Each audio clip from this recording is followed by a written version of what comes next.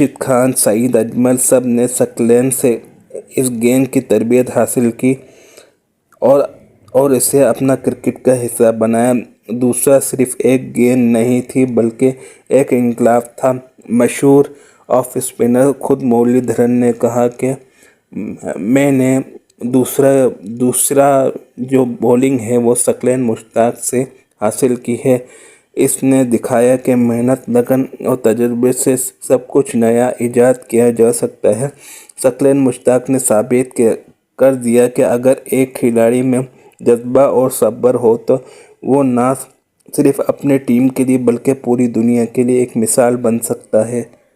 سکلین مشتاق کے بین الاقوامی cricket career کا سب سے روشن اور یادگار دور تقریباً 1997 سے 2001 تک رہا۔ اس دوران انہوں نے نہ صرف پاکستان کے لیے اہم وکٹیں حاصل کی بلکہ دنیا بھر کے کرکٹ ماہرین کی تعریف بھی حاصل کی۔ سکلین نے قومی ٹیم میں شمولیت کے بعد ہر میچ میں اپنی محنت اور لگن کا مظاہرہ کیا۔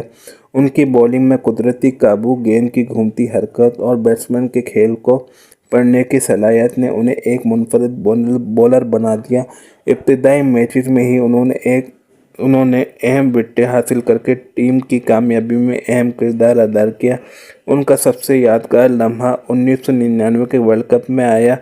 اس ورلڈ کپ میں سکلین نے اپنی مہارت کے جوہر دکھائے اور کئی اہم میچز پاکستان کی جیت میں مدد کی۔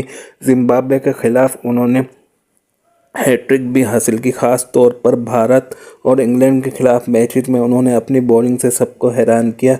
ان کے دوسرا نے کئی بڑے بیٹسمین کو آؤٹ کیا جیسے کہ سچن، رمیش ٹنڈولکر، اور کامنٹری میں اکثر یہ سنا جاتا تھا یہ نوجوان بولر کرکٹ کی دنیا کا نیا جادوگر ہے۔ اس دوران انہوں نے اپنی کیریئر کے اہم ریکارڈز بھی قائم کیے۔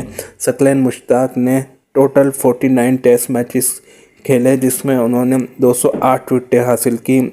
169 او ڈی آئیز میں انہوں نے 288 وکٹیں حاصل کی۔ یہ اعداد و شمار اس بات کا ثبوت ہیں کہ سکلین نہ صرف ایک باصلاحیت اسپنر کے طور پر جانے جاتے تھے بلکہ پاکستان کرکٹ کی تاریخ میں سکلین مشتاق نے ایک اہم مقام حاصل کیا تھا۔ سکلین کے لیے یہ دور مسلسل سیکھنے اور بہتر ہونے کا بھی موقع تھا۔ انہوں نے ہر میچ سے سبق لیا، مخالف ٹیموں کی کمزوریوں کو پہچانا اور اپنی ٹیکنیک کو مزید نکھارا۔ ان کے کوچز اور سینئر کھلاڑی بھی ان کی محنت اور لگن سے متاثر ہوئے اور انہیں ہمیشہ سپورٹ کیا۔ اس سونیری دور میں سکلین نے اپنی پہچان